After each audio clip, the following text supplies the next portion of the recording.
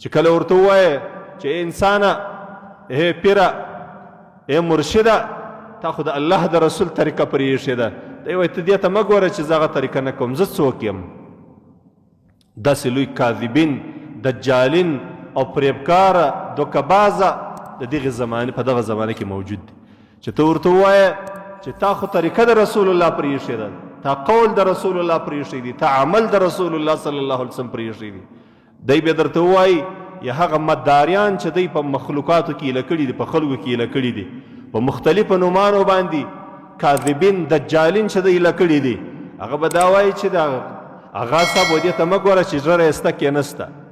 اغا صاحب و دې ته مه ګوره چې سپی جنګوي که نه جنګوي اغا صاحب و دې ته مه ګوره چې دی د رسول الله صلی الله علیه وسلم پر طریقه نه دی برابر اغا صاحب و دې ته مه ګوره چې لمونځ نه کوي دې ته یې وګوره چې دی د کوم خاندان دی نعوذ بالله انا لله و انا الیه راجعون دا د الله د دین دشمنان دي دا دجالین دي دا کذابین دي دا د الله جل جلاله مخلوقات د رسول الله صلی الله علیه وسلم امت پر دې رقم ګمراه کوي دا تا ته هغه پیغام چې محمد رسول الله صلی الله علیه وسلم په 23 کالو باندې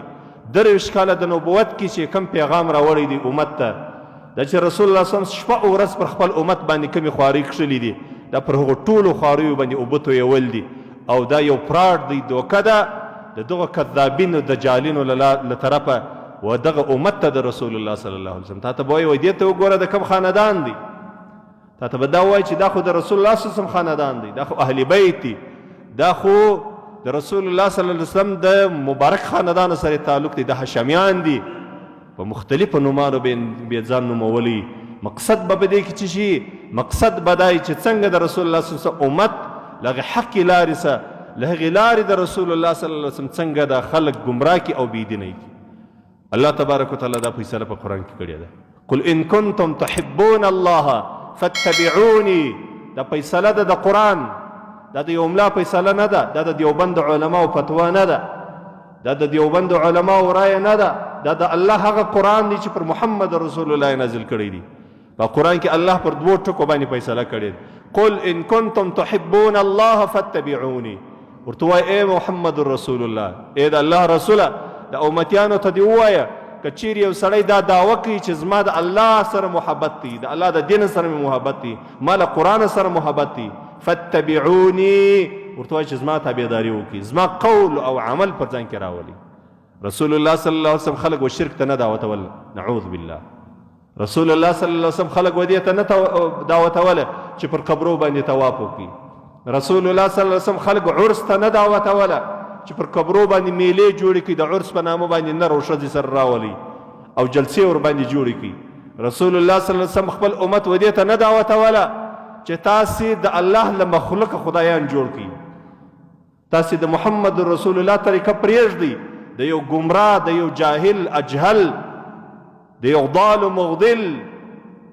د یو سید په نامه باندې د حشمي په نامه باندې د اهل بیت په نامه باندې چې کوم کذابین او دجالین دي تاسې په هغو پسې ځئ موږ ته هېڅکله رسول الله صلی الله علیه وسلم دا نه دي ویلي خو لیکن په نن زمانه کې زموږ په دغه معاشره کې زه تا ته په لسګونو کسان داسې درښیم داسې مداریان کذابین او دجالین د دجال ملګري زه تاسې ته درښیم لوی لوی القاب وي څوک به حافظ الحدیث وي څوک به د فاتح په نامه باندې څوک به په بل نامه باندې څوک به سلطان المناظرین وي د کذب او په دجل کې به سلطان المناظرین وي د هغه په نامه باندې به خلک وي مقصد به دا چې د محمد رسول الله د امت د محمد رسول الله صلی الله علیه وسلم له لارې جلا کړي په کذب باندې په درواغو باندې نو ګورئ زما ورونو دا د الله تبارک وتعالی فیصله ده دا د قرآن فیصله ده په دې کې هیڅ عجم و عرب پر دې باندې امتیاز نه سره لري دا د الله قرآن د الف لام میم څخه نیولې بیا په دغه ترتیب عثماني باندې در والناس پورې چې دا څه قرآن دی په دا ټول قرآن کې به دا ځای نه کوي پوهېده چې تاسې د خلکو په خواهشاتو باندې د خلکو سره په دې خاطر باندې چې دی پلانکی قوم دی دی د پلانکی قبیلې دی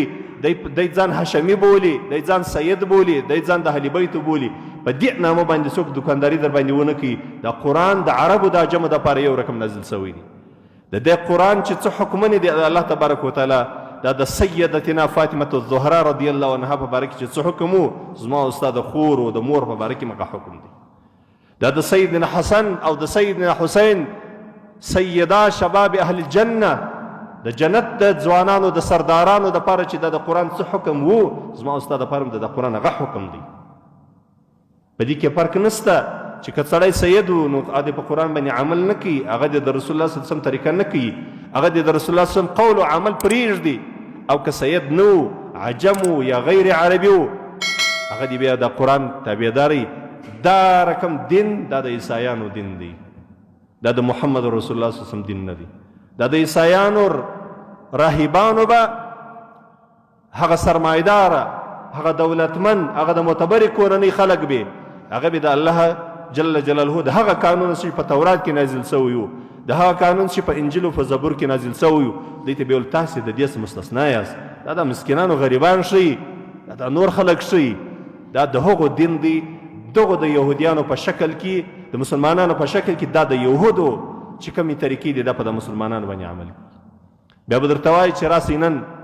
کال پوره سوی دی، د پلانکي صاحب کال پوره سوی دی، راسئ پر قبر باندې میله جوړوو. بیا به درته وایي چې راسئ پر د قبر باندې طواف مواب دونه کیسه نه لري، پروا نه لري، موږ د الله بندګان یو، خو هسې مازې د دا سړي دا یو عزتمن قدرمن سړی دی، د دې قبر ته سجده وکړي چې پروا نه لري. د قبر خاورې وخوره، پر د قبر باندې طواف وکړه، پر دې باندې میله جوړه کړه، لمونځ په جومات باندې مه کوه، د لویو علماو د لکونو علماو لاره پرېږده، ستا پیر ستا مرشد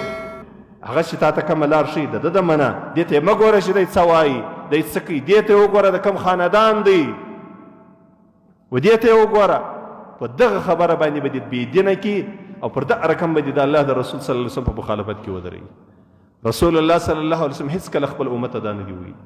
قسم د الله رسول په دې باندې اخلي چې تاسې به د قیامت په ورځ باندې په حسب و نسب نسئ خلاص،